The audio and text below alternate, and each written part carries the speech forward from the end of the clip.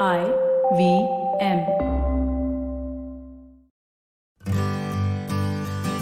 Hi, I'm Utsav, a behavior researcher by training and a slow traveler by passion. Postcards from Nowhere is a travel podcast where I condense a decade of travel experiences and explore not just the where, but also the why and how to travel.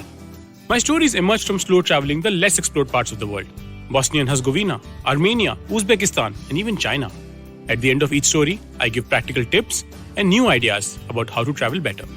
This week, I take you to the UNESCO World Heritage Site of Petra, a city so old that it holds the hymns of nature, the antidote to our urban living. In 1845, John Burgon won the Newdigate Prize. It is awarded to students of the University of Oxford for the best English poem by an undergraduate. He wrote the poem about a city which he had actually never visited. He wrote, "It seems no work of man's creative hand, by labor wrought, as wavering fancy planned, but from the rock as if by magic grown, eternal, silent, beautiful, alone. Not saintly grey like many a minster fane that crowns the hill and consecrates the plain, but rose red as if the blush of dawn that first beheld them were not yet withdrawn. The hues of youth upon a brow of woe, which man deemed old 2,000 years ago. Match me such marvels save in eastern clime, a rose-red city, half as old as time. A rose-red city, half as old as time."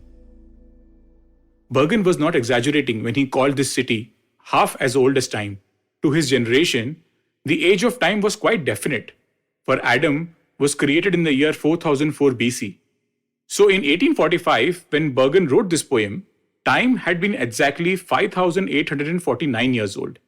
If we go back through half of it, we locate the founding of this city in 1080 BC. About 130 years later, a New Zealand-born nurse, along with her friend, was traveling through the Middle East when she met a charismatic Bedouin named Muhammad. "Where are you staying?" Muhammad asked. "Why you not stay with me tonight?" The nurse, Margaret van Gendemalsen, was smitten and convinced that he was the man for her. They married, and Margaret moved in with him. But unlike most people, he did not live in a house. He lived in a cave, and by no means he was unique in doing it. What Burgon described in 1845 and what Muhammad and Margaret eventually called home was the exquisite city of Petra, by far the most famous attraction in Jordan. It's a city of hand-hewn caves, temples, and tombs carved from blushing pink sandstone. It was built by the Nabateans, and it has been a UNESCO World Heritage Site since 1985. At the height of its glory, it boasted of 30,000 residents. Much later, Margaret narrates the story of Abu Agrub, an old frail man who lived in a nearby cave.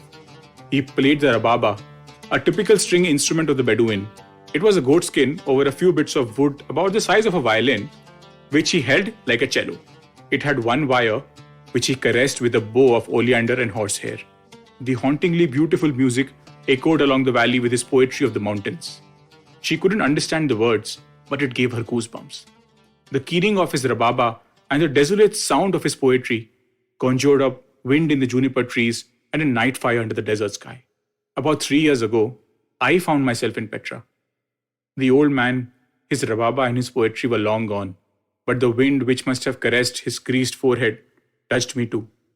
Petra is a hymn of water, wind, and rock.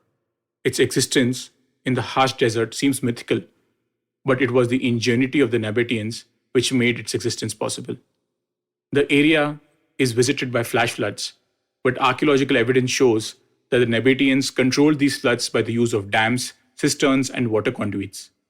These innovations stored water for prolonged periods of drought and enabled the city to prosper. But what really put me in awe of Petra was the landscape itself. You enter through the Sikh, which translates to shaft and is the narrow gorge entrance to the city of Petra. It's high and anxiety-inducing and was formed by centuries of water flow cutting through the sandstone. Along the cliff curves are water channels.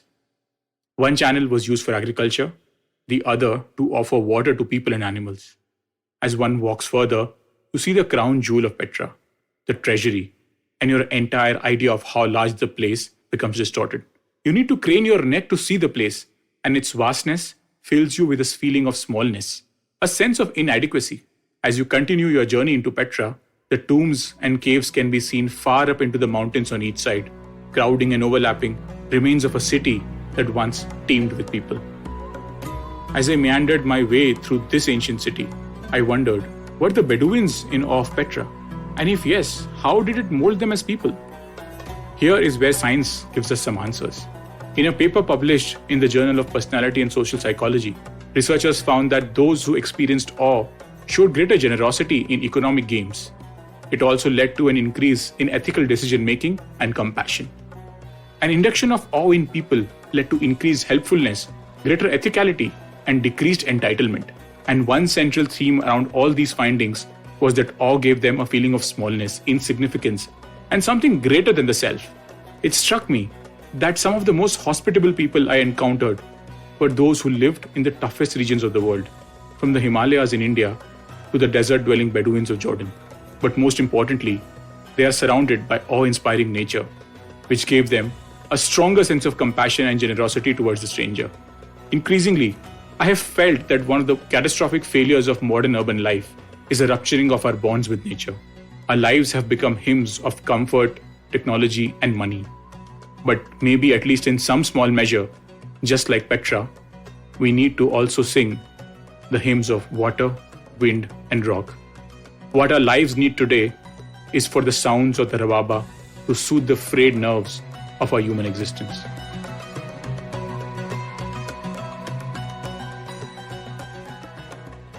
If you like this podcast, don't forget to check out other interesting podcasts on the IVM network. You can listen to us on the IVM Podcast app or ivmpodcast.com. You can also follow us on our social media. We are at IVM Podcasts on Twitter and Instagram. If you want to reach out to me, I am Utsav Memory on Twitter and YVTravel42 on Instagram. Hey everybody, let me tell you a little bit about what happened on the IVM Podcast Network this week. If you are a fan of the network, you should definitely check out Naan Curry. Sadaf and Archit were joined by Keshav Chaturvedi of the Tere Mere Raste podcast. They talk about travel and food and, how important food is when you're considering travel. It's a really, really interesting conversation. Do check that out. Let me give you another couple of quick hits to check out. On Storytellers and Storysellers, Vineet talks to Ashim Mathur from Dolby. On Smarter with Sid, Siddharth examines how Netflix is getting into e-commerce. Check out Misconduct with Raghavi and Nisha to learn about some of India's most famous criminals. And don't forget, do follow us on Facebook, Twitter, LinkedIn, and Instagram to keep up with what's going on the network. And finally, I'd like to thank the sponsors of the network this week. They are what makes this possible. Thank you so much, Seat, Cred, Global Victoria, Bank of Baroda, Intuit, and Lenovo. We really do appreciate the support. If you love cricket, listen up. The Edges and Sledges Cricket Podcast is here for you. Hosted by DJ, Varun, and me, Ashwin, we bring a fun, fresh fan's point of view to talking all things cricket.